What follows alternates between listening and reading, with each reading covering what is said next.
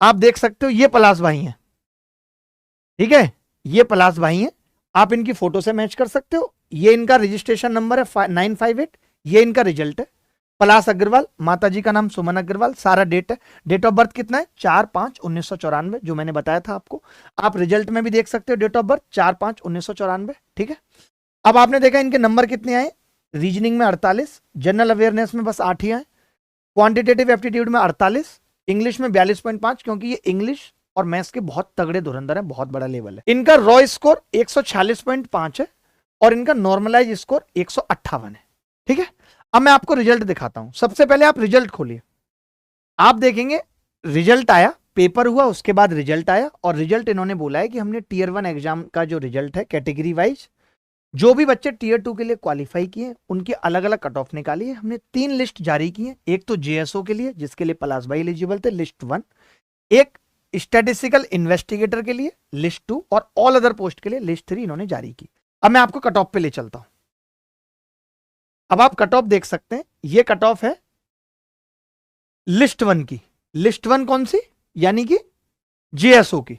उसकी यूआर कैटेगरी की cut off कितनी है 167 कट ऑफ है, और टोटल बच्चे कितने देखते रहे ना, 18,436 लोगों को इन्होंने क्वालिफाई किया। बिल्कुल सही बात है, आगे बढ़ते हैं। अब आप देखेंगे ये लिस्ट 2 है, जिससे हमें मतलब नहीं है क्योंकि उसके लिए एलिजिबल भी नहीं थे। 170 इसकी कट ऑफ है, ठीक है, आगे बढ़ते हैं। अब जो मेन कट ऑफ थी, जो बाकी की सारी पोस्ट की कट ऑफ थी 30 साल से छोटे लोगों के लिए, छोटे बच्चों के लिए, वो थी यूआर की कट ऑफ 153। पलाश भाई के नंबर आप सबने देखे, आपने इनके नंबर देखे कितने थे 158। मैं दोबारा दिखा देता हूं इनके नंबर, आप देखो पलाश भाई के नंबर आप सबने देखे, इनके नंबर कितने थे 158 इनके नंबर थे। यानी ये किस कैटेगरी के लिए, क्या ये जेएसओ बन सकते हैं?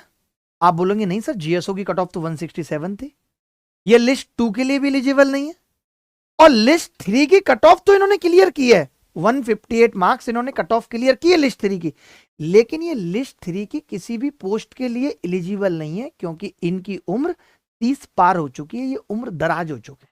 अब आपको मैं रिजल्ट चेक कराता हूं, तीनों लिस्ट पे आते हैं। अब आप रिजल्ट देखिए, अब आप रिजल्ट देखिए, ये लिस्ट 1 है। चलिए पलाश भाई को लिस्ट 1 में सर्च करते हैं, ये इनका रोल नंबर है।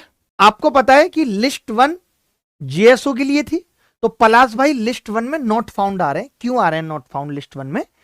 आपने रोल नंबर देख लिया था ना इनका, यही है, याद रखना, मैं बाद में मैच भी करा दूंगा। तो लिस्ट 1 में ये इसलिए नहीं है क्योंकि लिस्ट 1 की कट ऑफ 167 थी, उसको ये क्वालिफाई नहीं कर सके।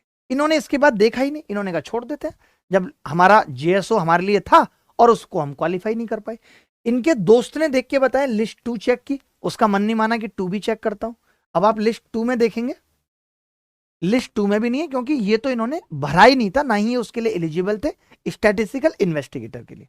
रोल नंबर 600 500 50 41 पलाश अग्रवाल, फादर का नाम हेमंत अग्रवाल, मदर का नाम सुमन अग्रवाल, इनकी डेट ऑफ बर्थ 4 5 9 और 9 इनकी कैटेगरी है, जो यूआर की कैटेगरी है।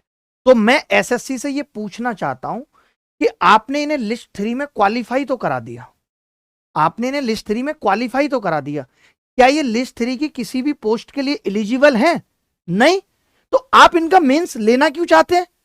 इनका खुद का कहना यह है कि मैं लिस्ट 3 में आ गया हूं, मैंने खुद ही कट ऑफ बढ़ा दी, जबकि मैं किसी भी पोस्ट के लिए एलिजिबल नहीं हूं। अब ये भाई चाहें तो ये अभी मेंस की भी कट ऑफ बढ़ा सकते हैं, बढ़ा सकते हैं नहीं? बताइए, अगर ये मेंस देंगे, पोस्ट इनको कोई मिलनी नहीं है, लेकिन कट ऑफ तो बढ़ा सकते हैं ये। तो जो बच्चे सेलेक्ट हुए ना, उनके मुंह पे, और जो नहीं रह गए कुछ नंबरों से, उन दोनों के मुंह पे तमाचा है कि वो सोचें कि ये बंदा हम दोनों की कट ऑफ बढ़ाने के लिए जिम्मेदार है। अब ये तो एक अकेला है पलाश भाई, आपको क्या लगता है ऐसे कितने बंदे होंगे? इसका हिसाब कौन देगा? मैं आपको इसका एक छोटा सा प्रूफ दिखाता हूं।